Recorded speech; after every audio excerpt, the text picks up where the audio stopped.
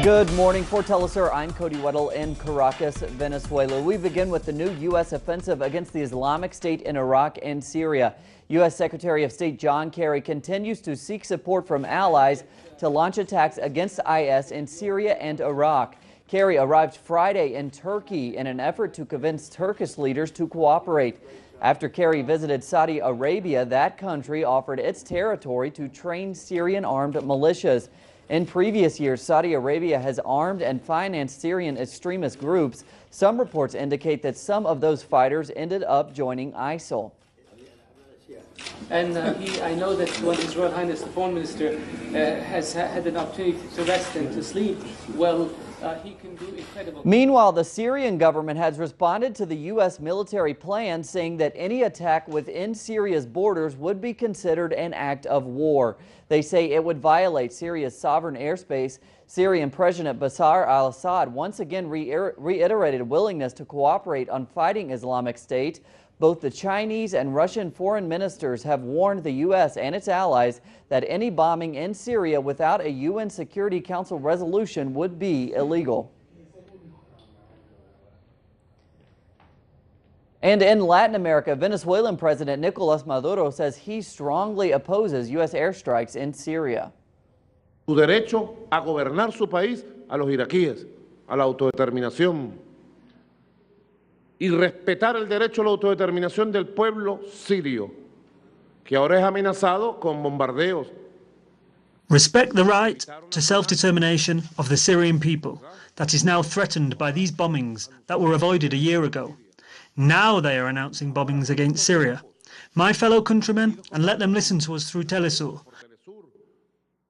Cuando estos grupos terroristas estaban degollando y matando sirios. Now, but not when these terrorist groups were beheading and killing Syrians for over a year, or even 2 years, and trying to oust President Assad, the constitutional and legitimate president of Syria. Cuba announced Friday it will send 165 healthcare workers to affected West African countries to fight the Ebola virus. Public Health Minister Roberto Morales announced the decision during a press conference at the World Health Organization. The organization welcomed Cuba's efforts. The first Cubans will arrive in Sierra Leone in October.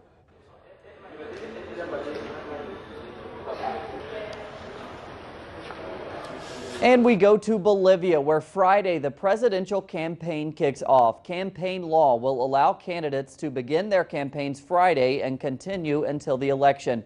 State-run media are mandated to publish all parties' ads free of charge. Polls suggest a landslide re-election for current President Evo Morales, the country's first president from Bolivia's indigenous majority. To Mexico, where a disturbing revelation by Amnesty International shows the use of torture by local officials. With reaction from victims of authorities' tactics, here's our correspondent in Mexico, Clayton Kahn.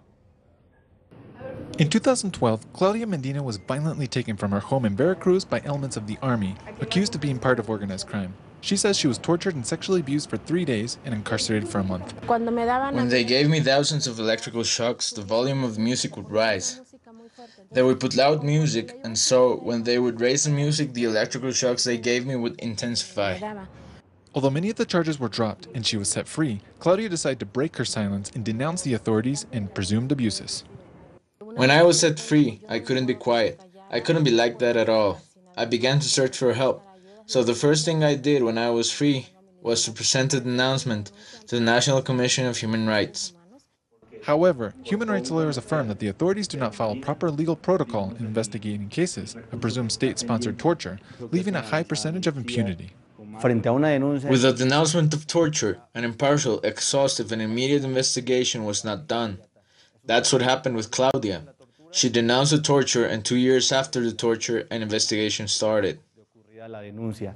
This past week, the international human rights organization Amnesty International published a report stating that complaints of torture in Mexico have risen by 600% in the last decade. Human rights defenders call the issue systematic. If we review between 2001 and 2014, we can see that these incidents are not isolated here in Mexico. It's a systematic policy of the institutions of security that are supposedly in charge of fighting crime and who use torture when they detain people. In April, Mexico's Congress approved a series of reforms to the Military Justice Code, allowing military officials to be tried in civilian courts when suspected of torture. Yet in the last decade, only 7 torturers have been convicted. Clayton Khan, teleSUR, Mexico City. And thanks to Clayton, the United States and the European Union have announced new sanctions against Russia. EU leaders say they are willing to lift the new measures in a month's time if the Ukrainian peace process continues. The Russian Foreign Ministry has announced the new sanctions as a threat to the peace process and has promised retaliatory measures. Olympic and Paralympic track star Oscar Pistorius was convicted of culpable homicide on Friday after the death of his girlfriend Riva Steenkamp. The 27-year-old double amputee, who became one of the biggest names in world athletics, fired 4 shots into the bathroom, killing Steenkamp. Having escaped the more serious charge of murder, Pistorius could still face a lengthy prison sentence. Culpable homicide carries a sentence of up to 15 years. Plenty more on those stories and others at our website, telesurtv.net/English. For teleSUR English, I'm Cody Weddle. Have a great day.